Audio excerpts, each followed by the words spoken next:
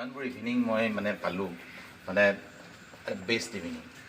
আজি সুন্দৰ এটা এইকাৰণে ছাৰ এইবিলাক যিবিলাক পাইছোঁ, মানে আজিকালিতো চবেই ভাৰ্চুৱেল হৈ গৈছে, মানে চবেই ভাৰ্চুৱেলি হওক মানে, কিন্তু ইয়াত যিটো মানে ৰিফ্লেকশ্যন অফ ক্ৰিয়েটিভিটি যিটো পাইছোঁ, আৰু গোটেই কলেজখন ইমান ক্লিন, ইমান বেছি ধুনীয়াকৈ সজাইছে, চৰকাৰী কলেজ যেন নালাগে, যেন এটা প্ৰপাৰ্টি নিজৰ এটা মানে এইটো ছাৰ আপুনি মই যিটো ফিল কৰিছোঁ, মই এতিয়া মানে ৱৰ্ডছৰ ফিউ মই সেই খুব ভাল পাইছোঁ এইটোৱে যে এতিয়াও এনেকুৱাকৈ ল'ৰা ছোৱালী প্ৰাচীৰ পত্ৰিকাৰ দিন মই গুচি যোৱা বুলি ভাবিছিলোঁ।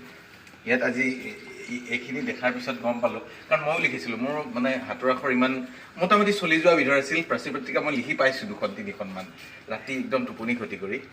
আজিকালি অলপ কষ্ট কম, মানে কিবা কিবি আজিকালি কৰিব পাৰি, তথাপিও প্ৰাচীৰ পত্ৰিকাটো যে এনেকৈ মানে আছে, আৰু সেই বস্তুটো মানে এটা বেলেগ ধৰণৰ, আৰু গোটেই কলেজখনৰ এনভাইৰনমেণ্টটোৱে মানে ভাল লাগে, পজিটিভ।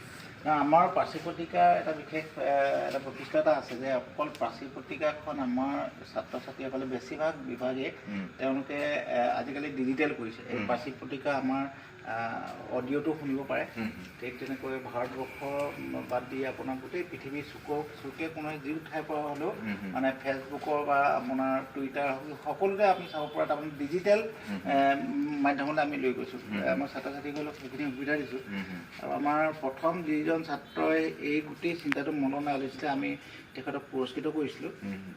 গতিকে আমাৰ ৱাল মেগাজিনখন ৱালত নাথাকে আজিকালি, আমাৰ চিম্বলিক আমি দেখুৱাইছোঁ যে আমাৰ ৱাল মেগাজিন এনেকুৱা ধৰণৰ, কিন্তু আমাৰ সমগ্ৰ বিশ্বই চাব পৰাকৈ আমাৰ তেনেকুৱা ব্যৱস্থা কেইবাটাও বিভাগে কৰিছে, আৰু আমি তেনেকৈ ধৰণে চলাই খুব ভাল। আৰু মানে পৰিৱেশটো পজিটিভ, মানে আমি চৰকাৰী শিক্ষানুষ্ঠানৰ কথা যেতিয়া কওঁ তেতিয়া আমি কওঁ লেতেৰা পেতেৰা, কিন্তু ইয়াত যিটো পৰিৱেশ, সেই পৰিৱেশটো আপুনি কাৰণে পাৰিছে, আৰু গোটেই আপোনাৰ যিসকলে কাম কৰি আছে, মানে হেডছ অফ।